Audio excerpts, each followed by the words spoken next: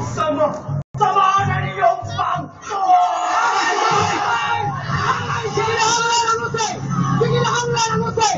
Kinahanglan nga itong hatagan o gigayon. Ang usa ka sinubong sa makatarungan ng husay.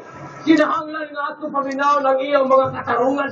Aron batiro na to, kung may sa magayong kinigawala. Kung ako ang imong pangutang ko, dili na kinahanglan ng husay. Tataw siyang tumag ang kanagso sa iyang kasalanan. Apan, kayo kinigayo.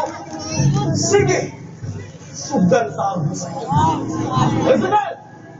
Nanaba ang mga saksi. Makasalit pa kita sa kamatigodaan mo sa mga saksi. Tuwa sila magtungo-tungo lang.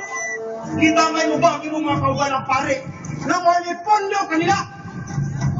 Huwag ka ba'y magsalit yung mga kauban na dili sa konseho? Pasultira ang unang saksi.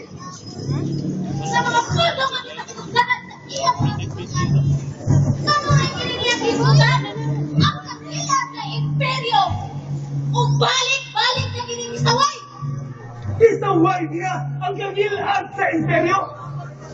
Kung mao ka na, dili kita ang ngayon lumuhukom nining tawana. Gaya mo batok sa imperyo at tuhan lang sa tinubyanan sa mga hari. Apan karungan na sawayon, ang pamuluan ni Cesar. Iyon sabi na magsaway ang pamuluan ng Cesar. Nalote, ang iya ikaw sa taas nga konseho sa kabarihan. Akong pangayon kanino na magsulti kas kamatuoran. Kamatuoran? Ang itamong niya ng tawana, mao ang kamatuoran. Naubang sabog, makasulti ka ba? Kamatuoran ang panulti nining tawana. Dili ba ganiha ka man sa pagpamulong ni Jesus na ihatag kang Cesar ang kang Cesar kung ihatag sa Diyos ang sa Diyos.